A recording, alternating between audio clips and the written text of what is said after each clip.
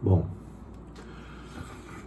eu resolvi não gravar o vídeo do Estado na Idade Média, pessoal, porque no material que está disponível para vocês no AVA, que eu retirei do Saga, lá no item Dica do Professor, está muito bem explicado um áudio com imagens, né, de textos, explicando como era o Estado na Idade Média. E até uma pergunta se havia de fato o Estado na Idade Média. Então eu penso que aquele vídeo lá, no item Dicas do Professor, é mais que o suficiente, dispensa um vídeo meu para tratar do Estado na Idade Média, tá bom? Por isso esse vídeo aqui nós só vamos tratar do Estado moderno, tá certo? Na era moderna. Vejam só. Então tratemos então do Estado moderno. Qual foi a grande questão que surgiu? Evidentemente que, em razão da fraqueza do Estado medieval, né, a fragmentação do poder político, né, o feudalismo era fragmentado, a invasão bárbara, a disputa entre Estado e Igreja naquela ocasião, né, não se definia bem os poderes de cada um, e o poder político era fragmentado, né? Não havia, na Idade Média, uma autoridade sólida, né, capaz de gerar paz. E se não havia autoridade sólida, o que mais surgia era guerras, era embates pela conquista de terras. Então, era necessário um poder soberano com uma área geográfica de atuação bem definida. Surge então ali o Estado moderno, o Estado na Idade Moderna.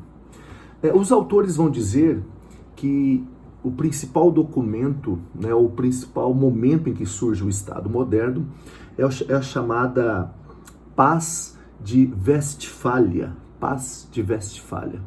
O que foi Paz de Westfália? Esse foi um documento assinado em 1648. A chamada Paz de Westfália, ou também chamada Tratados de Münster e Osnabrück, são duas cidades que hoje atualmente são da Alemanha, né?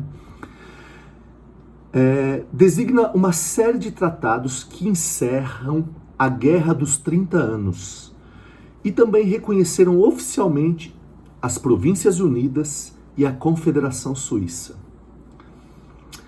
O Tratado Hispano-Neerlandês, que pôs fim à Guerra dos 80 Anos, foi assinado em 1648 também, em Münster. Já o Tratado de Westfália, assinado em outubro de 1648, em Osnabrück, entre Fernando III, imperador romano-germânico, os demais príncipes alemães, França e Suécia, pôs fim ao conflito entre estas duas últimas potências e o Sacro Império. O Tratado de Pirineus, em 1659, encerrou a guerra entre França e Espanha, e esse tratado também costuma ser considerado parte da Paz de Westfália. A Paz de Westfália estabeleceu os princípios que caracterizam o Estado moderno, destacando-se a soberania. Então surge o conceito de soberania com esse tratado de Paz de Westfália, a igualdade jurídica entre os estados. Os estados então passam a ser tratados de forma igual, a territorialidade agora com cada estado, né, com seu espaço geográfico muito bem definido, e a não intervenção, ou seja, um estado não poderia intervir no outro.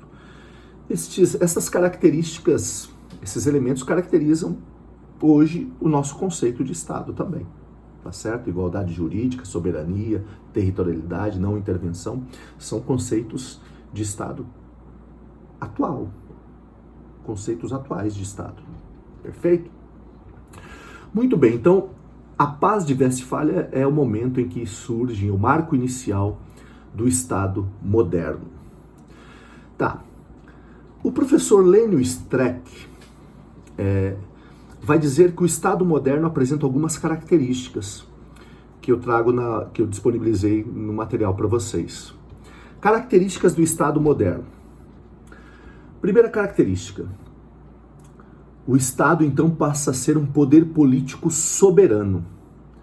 É nesse momento histórico que se reconhece a autonomia de cada sociedade política organizada na forma estatal. Significa que o Estado moderno é caracterizado como poder político com autoridade plena, que não se submete a outras no plano interno e que é independente também no plano externo. A noção de soberania, portanto, é o primeiro passo para identificar a chegada do Estado moderno. Primeiro passo, então, a noção de soberania no Estado moderno. O professor Lênio Streck também traz que o Estado é um poder instituído. Ocorre, então, uma dissociação entre a autoridade e indivíduo. Se antes, na Idade Média, havia plena identidade entre a pessoa do governante e o seu poder sobre os seus súditos, a partir do Estado moderno, o poder é despersonalizado e ganha um titular artificial, chamado Estado. Assim, o Estado se torna uma instituição. O Estado deixa, portanto, de ser patrimonial, como ocorria lá no feudalismo, no Estado medieval. Ao contrário da forma medieval, em que os monarcas, marqueses, condes e barões eram donos do território e de tudo que nele se encontrava, pessoas e bens, no Estado moderno passa a haver uma identificação absoluta entre o Estado e o monarca, em termos de soberania estatal. Então, por isso que nós temos aquela expressão do rei, do monarca, né? O Estado sou eu. Tá certo? Por essa razão, o Estado moderno se torna um campo igualmente fértil para o pensamento absolutista, muito característico do Estado moderno, o absolutismo. Afinal, o ente artificial, o Estado, precisaria de um representante personificado, ou seja, o monarca. Então, voltando, o Estado moderno passa a ser um poder, é concebido como poder político soberano, como poder instituído e como poder público. Como poder público. Como poder público, o Estado passa, ali naquele momento, passa a existir uma distinção entre sociedade civil e sociedade política. Com o Estado moderno, é feita essa distinção entre esfera pública e esfera privada. Isso ocorre justamente por conta do fim do modelo feudal, tá certo? O novo modo de produção em gestação, que viria a ser o capitalismo, nasce ali, precisava de um conjunto de normas impessoais gerais que desse segurança e garantias aos súditos, que era a burguesia em ascensão, para que esses pudessem comercializar e produzir riquezas e delas desfrutar, com segurança e com regras determinadas. É o Estado, então, moderno, que passa a produzir normas gerais, abstratas, impessoais, para dar segurança à burguesia que iria produzir, né? Agora, sujeito não mais ao pensamento do senhor feudal, né? Mas agora com regras pré-estabelecidas, impessoais. Aqui nós temos, então, o início de uma igualdade jurídica.